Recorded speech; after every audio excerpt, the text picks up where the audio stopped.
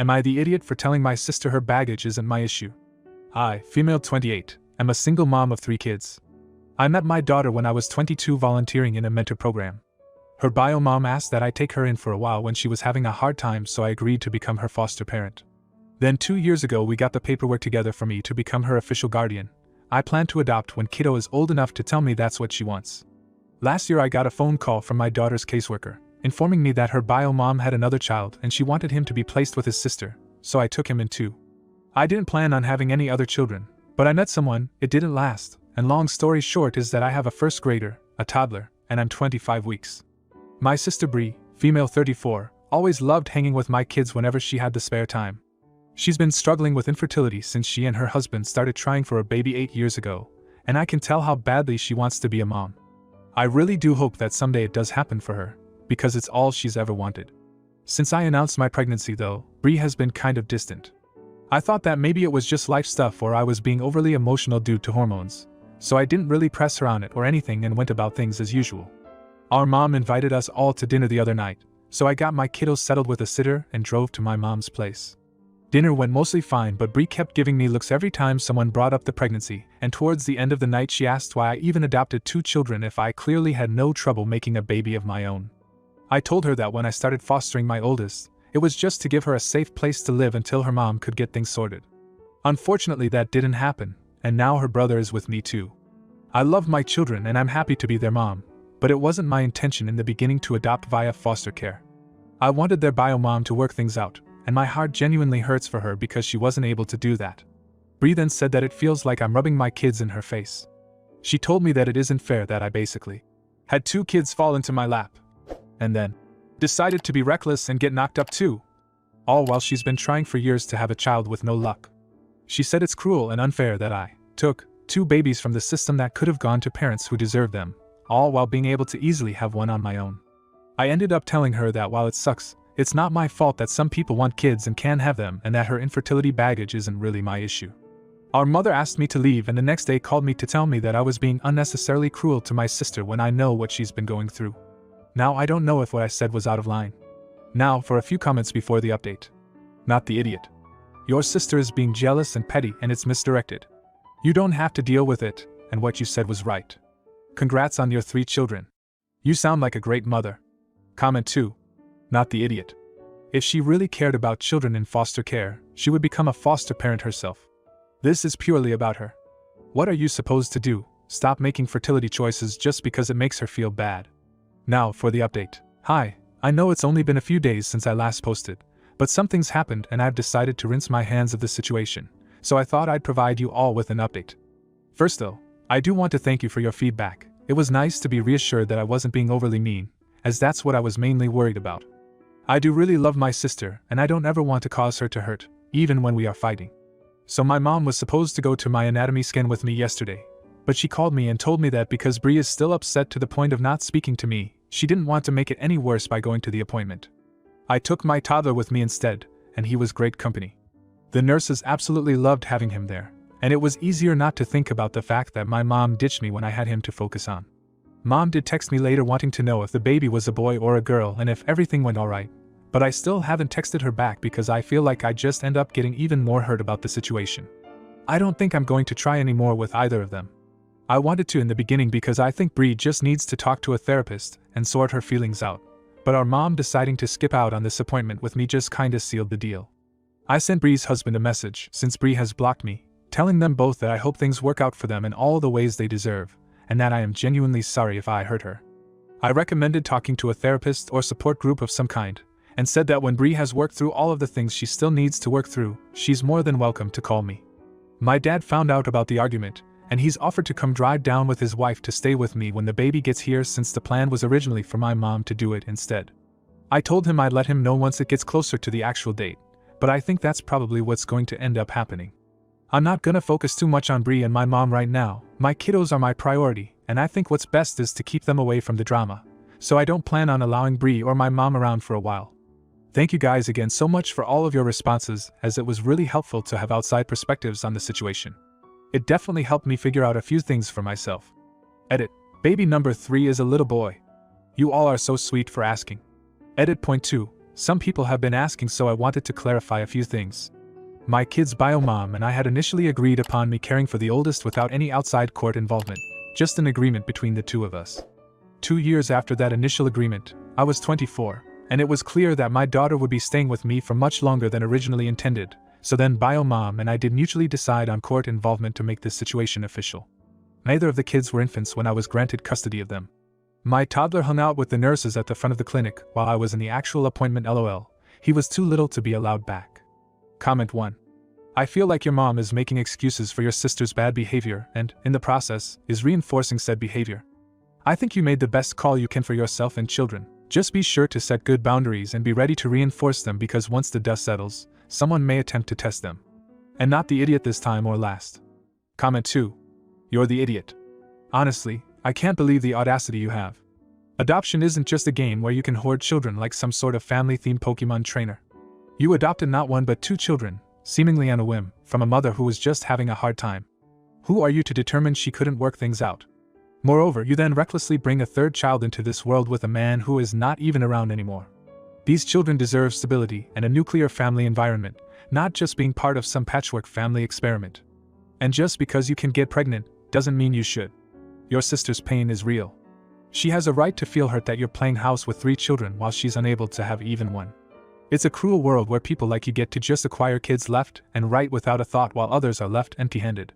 You should have considered her feelings before adding to your collection. Comment 3. Not the idiot. Do not reply to your mom. Let her sit and wonder. When she asks again, reply. If you really wanted to know, you would have shown up. And block her for a while. I'm glad you have your dad for help. Now, for the next story. Am I the idiot for refusing to stop visiting my daughter over her sister? I, female 56, and my husband Kurt, male 59, have 2 daughters, Ruth 32 and June 30th. 8 years ago, Ruth split up with her college boyfriend, Adam 32. They'd been together since she was 21, and it was as serious as a college relationship could be.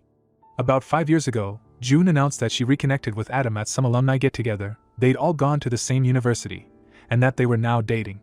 Of course, Kurt and I were shocked she would do this despite her sister's history with him.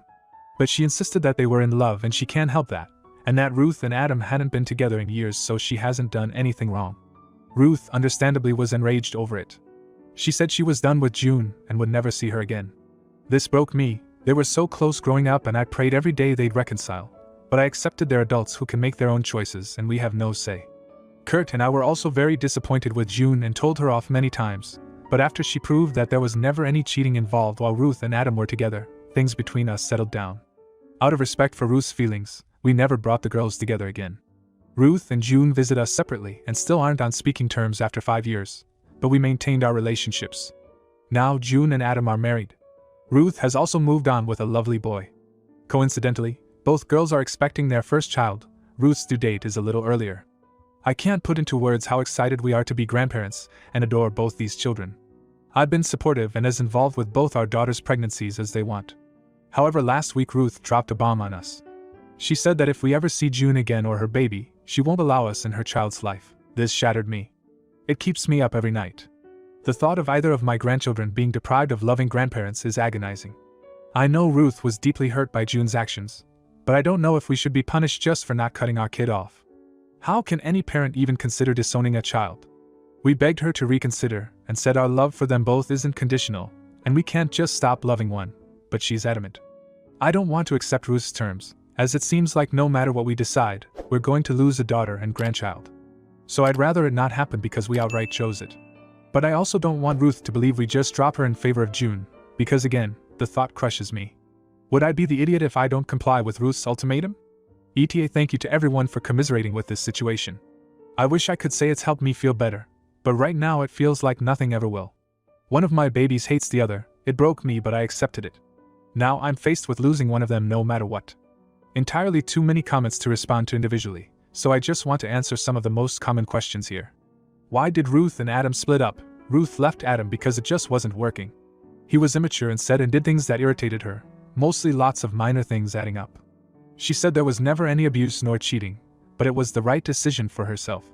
He was a nice enough boy, but he definitely had some growing up to do at the time. I did feel very badly for Ruth because she had invested a good few years into the relationship for someone so young, but agreed it was the right decision. Did we ever support Ruth? Ruth stayed with us for a few months when it first happened, not just because of this, there were other reasons, and we were there for her and comforted her the whole time. Because she was so angry, we had asked June to not visit until she left. We still talked to her and met a couple of times in public places. We made it known that this hurt her sister, and we were disappointed she didn't think of this. June understood and agreed with us supporting Ruth. She expressed sadness over losing her sister, but we clearly told her it was Ruth's decision to cut her off. Whether one thinks June did nothing wrong or not, it's untrue to say there were never any consequences for this. She's sad to this day that she's lost her sister, and knows she has to accept and live with it. Did June ever apologize to Ruth? Both girls have confirmed that June reached out a few times over the years to apologize. No one put her up to it. Ruth didn't forgive her, and she's well within her rights not to. We understand no one can or should make her accept the apology. Why don't we just cut off Adam? He's June's husband and the father of our second grandchild. They're a package deal now. Once we cut him off, we risk losing June and our grandchild anyway, which is the same as what I'm trying to prevent with Ruth. Some comments say that in letting June stay in our lives after this, I already chose her and asked why I didn't cut her off from the start. I'm baffled that anyone would suggest I could just disown a child so easily like she was never ours. Not disowning June doesn't mean I chose to be her mother over Ruth, as I never abandoned Ruth, and never will. Ruth has thanked us for our support in the past. She said she was fine with how we'd arranged things for the last 5 years. As long as she never had to see June, she was happy seeing us and everything was normal between us. It's only now that she wants us to disown June. Some say she should have cut us off years ago for still loving June. She said many times her goal isn't to cut us off, she loves us and wants us to be involved with her child, but that she can't stand June or her baby getting the same love and care from us because she thinks she doesn't deserve it. I want to add that if Adam had ever abused or cheated on Ruth, we certainly would have gone no contact or at least Elsie with him. But that's not what happened, and both girls used to repeatedly tell us that what happened between them had nothing to do with us. So yes, I did keep my relationship with both daughters. I don't regret it because as heartbreaking as this is, willingly cutting off either of them, outside of the circumstances I mentioned, is unfathomable to me or their father. Thank you again to everyone for their good wishes, and for suggesting family therapy.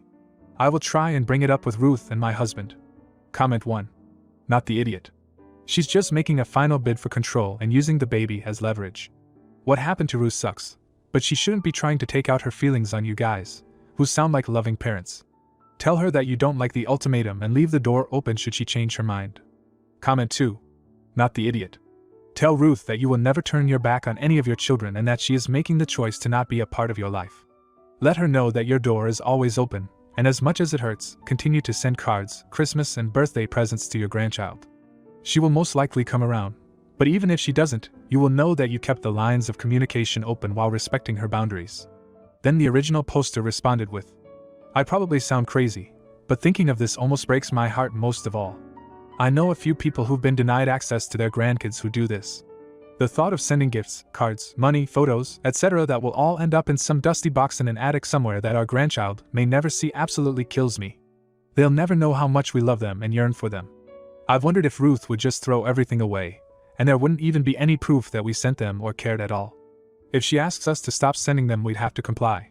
But even if we get to shower June's child with love, I can never not think of the fact that we can't do the same for Ruth's. Now for the update. Hello again.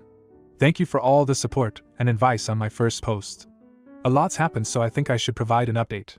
We followed the advice and told Ruth that if she decided to go no contact, we would comply, but we could never willingly cut off either of them. We again begged her to reconsider and reiterated that we were willing to go do family therapy, that we would do all we could to keep her and June apart, anything to make it work.